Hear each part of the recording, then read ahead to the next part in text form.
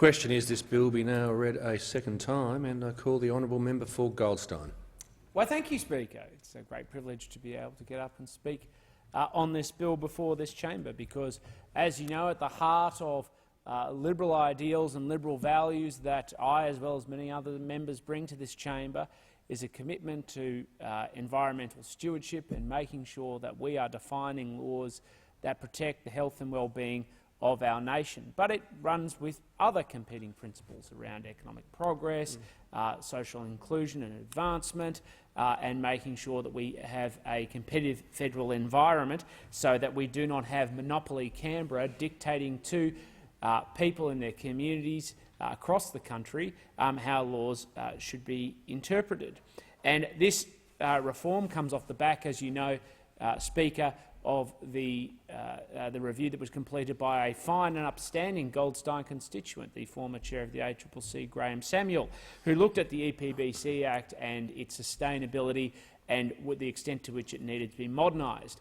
And Mr Samuel came back and rightly identified that the EPBC Act was outdated, no longer fit for purpose for advancement of environmental protection in Australia, and particularly when compared against state legislation and the inconsistencies that are mounted, that it was not serving Australia's best interests and we needed reform.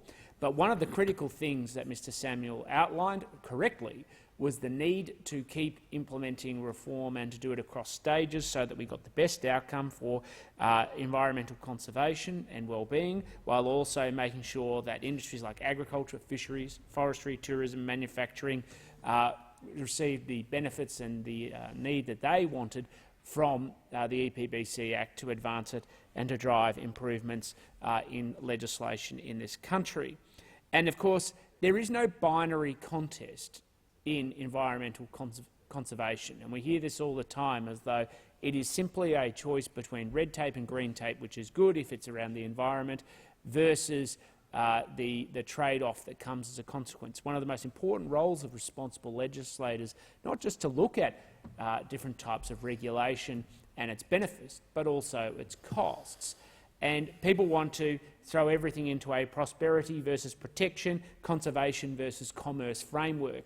And frankly, Speaker, that's naive and it's arrogant because it fundamentally misunderstands the trade-offs that we face in this chamber every day around getting the laws right to conserve the best interests of the environment for our country. We want to achieve prosperity and protection, not versus. We want conservation and commerce, not to be set up in a binary contest against each other. And for no other reason than because we're aware of the benefits of environmental conservation, but utilisation to advance the interests of the environmental stewardship of our great country. You know, there's an old saying, and the National Party members of this chamber are familiar and fond of saying it, that if you don't grow it, you dig it. And the reality is, if you look at a lot of renewable technologies that members of the opposition and the Greens are a fan of, they're required to be dug out of the ground. You know, you don't just create concrete out of nothing. You don't just create silicon out of nothing. You don't just create semiconductors or lithium ion or the like out of nothing. It has to come from extractive industries. So when you have extractive industries that need these sorts of technologies to build a cleaner economic future for this country, to simply set a contest up between prosperity and protection or conservation versus commerce, you're deceiving and misleading the people and the nature of the challenge that we face, because you are becoming the greatest barrier to environmental as well as economic stewardship and progress. And that's one of the great frustrations, frankly, from this side of the chamber, is the binary nature in which members, particularly in the Australian Greens, but also in the Australian Labor Party and other parties, conduct themselves. They try and set things up in simply binary contests when it is not so simple and it is not so straightforward. And the damage is actually done to our environment, not actually to its enhancement. So that's why we understand the importance of implementing legislation. But the other reason is because we actually want high standards. I recently had a group that came to see me about EPBC Act reform from a community-based organisation. I don't take away their well-intentions, but wanting very singularly a national approach with national standards that imposed from Canberra a monopoly worldview about environmental conservation. And I outlined not only the limitations around the federalist framework in which we have, where we justly have states establishing laws, but why we actually want states to have laws. Because if you don't, you get monopoly outcomes which invariably race to the bottom and the lowest common denominator, and not finding smarter, better, more innovative ways to deliver outcomes with less burden and less cost. And this is one of the bases in which we have in this legislation a recognition where states seek to improve their outcomes while removing obligations so that the nation benefits and the environment benefits, despite the rigidity that some people would wish on our environmental conservation through a monopoly outcome. And I make no apologies, Speaker, about my commitment to competitive federalism, because I've seen on so many occasions when we try and take power away from citizens to community organisations, from community organisations to state capitals and capitals to Canberra, what happens is you get broader standards, sure, but they become harder to change, and in order to get agreement, you have to lower them and you get worse outcomes. It's a simple proposition. Is it harder to change the outcomes in your own family circumstances around the kitchen table versus the decisions of a state government? The answer is self-evident. And if you lift it even further up to the national level, you don't get a better outcome, you just get one that's lower and harder to change. And we want competitive federalism. We want a system that drives standards, improvements and outcomes up. We want a system that enables environmental conservation to be dealt with in a way where we're actually advancing the environmental interests of the country, the economic interests of the country, and breaking down the foolish, the dismissive and the disingenuous binary nature of so much of the environmental discussion in this country, where we seek, as I said before, prosperity and protection, conservation and commerce. We do not pit them simply against each other. And that is what the start of this Phase 1 of the reform to the EPBC Act is designed to achieve. Consistent with the Samuel review, it very much works with the states to improve outcomes and to have cross-referencing between their different regulatory standards in the hope that will improve environmental outcomes for the nation, while of course removing needless, pointless and arbitrary red tape and green tape, which doesn't actually improve environmental outcomes, it simply imposes costs for no benefit. This approach is of course completely consistent with the decisions of the National Cabinet, which a process which of course members will remember was established in the context of COVID-19, but enables state premiers and territory leaders to buy into the process to improve governance across this country. But again, I say it should be done in the context of a competitive federalist framework. Whether it always achieves that or not is a different opinion, but we'll leave that discussion for another day. And of course, the bill also seeks to not just modernise the EPBC Act, it removes unnecessary duplication of red and green tape, and duplication serves no real benefit except for ticking boxes on bureaucratic forms. It doesn't actually improve environmental outcomes. We should want environmental assessments to be streamlined, to be efficient and to be outcomes-driven, because again, it isn't a contest between protection and prosperity. They work hand in hand with good law. We want to improve efficiency for business and having projects assessed to deliver more jobs and a stronger economy, because we want to make sure that decisions are made swiftly so that people can repurpose capital and, of course, they can get on with the job as is appropriate and consistent with environmental conservation.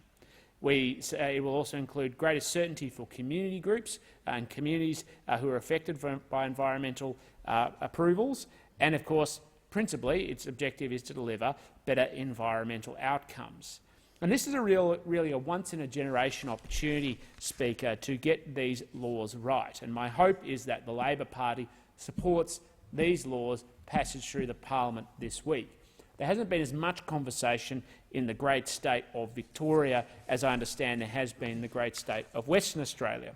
And I understand within the Australian Labor Party at the moment there's a significant fight, a war going on between members about their commitment to this bill, because depending on whether you understand the actual wealth basis of wealth creation of our economy, as members on this side of the chamber do, and a select number of members on the other side of the chamber do as well, versus the modern progressive worldview, which seems to have completely disconnected from any reality or understanding about how wealth is created and the opportunities and the jobs that flow. It's one of the reasons why the Labor Party really should rename itself, because it has not been a Labor Party for a very long time. Today, if anything, it should be, rather than recognised as being the party of organised workers, really it is the party of organised capital, and they see the wealth creation of this country not from the growth of jobs and industries that improve the health and welfare of the Australian people.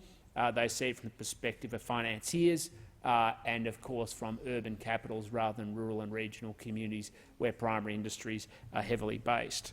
But that is their cross to bear. That is their issue they need to resolve. But the choice they need to face this week is whether they're going to support passing this legislation, because there are very real consequences, significant environmental and economic opportunities that exist in Western Australia. And I see the member for Fremantle coming in. I understand he is one of the great advocates against improvements of the EPBC Act, and from his West Australian colleagues. And of course there are other West Australian colleagues who are more supportive of reform to improve economic and environmental outcomes, but that is, of course, his choice. The opportunity in this update of this legislation to improve the EPBC Act is to actually get projects advanced across the country that improve economic and environmental outcomes, that deliver prosperity and protection, conservation and commerce. That's the basis in which this legislation is introduced. That is the basis in which we approach the environment. What do we need to conserve its health while recognising its potential, not just to improve the economic and social welfare of Australia, though that is of critical importance, but also to create the jobs and opportunities and innovation for new industries that will help improve the future of the country. Because, again, you can't have many sectors in a more environmentally sensitive economy without a recognition that they still are built on older industries, particularly extractive industries, and what we can do to clean and green them to improve the health and welfare of the whole of the community. That's the basis on which I support this legislation. That's the basis I'm sure that most members, at least on this side of the chamber, would support this legislation. It is now up to Labor to show their cards. It is now up to Labor to say who do they back, the economy and the environment, or the environment and the economy, whichever way they wish to put it, conservation and commerce, prosperity and protection, or are they simply going to indulge in their own internal fights because they don't actually know who they stand for, or what they stand for, or what they're prepared to trade off? And I know there are some state premiers, particularly Mark McGowan at the moment, who no doubt, despite his various bits of rhetoric, are probably looking on this nation's parliament saying, are the Labor members of this chamber going to advance and vote for their state? Or are they going to draw a line in the sand and put their ideology ahead of the interests of the West Australian people? And I know where we stand. My hope is they do the right thing, and I see the member for Fremantle walk in again, and his decision to, he's of course a very, very distant cousin, a fellow Wilson. He's probably related to Jeff Wilson as well. To do the right thing, to stand up for the best interests of this country. And on that basis, and on the hopeful commitment of the member for Fremantle and others to stand up for the best interests, rather than moving what should we call pious amendments and virtue signalling. Actually, virtue signalling implies that there's virtue behind it. It's actually just elite signalling that they will stand up and do the right thing to improve the environmental protection of this country and stand up for what we know to be true and just, and so that the next generation of Australians can look to environmental conservation and say that this parliament has its back, with sound and proper laws that creates the opportunity for environmental conservation to create the jobs that the next generation of Australians need, and of course will put them in a better position, not just to have jobs based on a more stewardship framework of environmental conservation, but they may create the bounty and the wealth and prosperity for future generations to invest in cleaning up the legacy of environmental degradation that preceded us. And that's what stewardship is about. It's about handing over to the next generation something better than we inherited. Thank you, Speaker.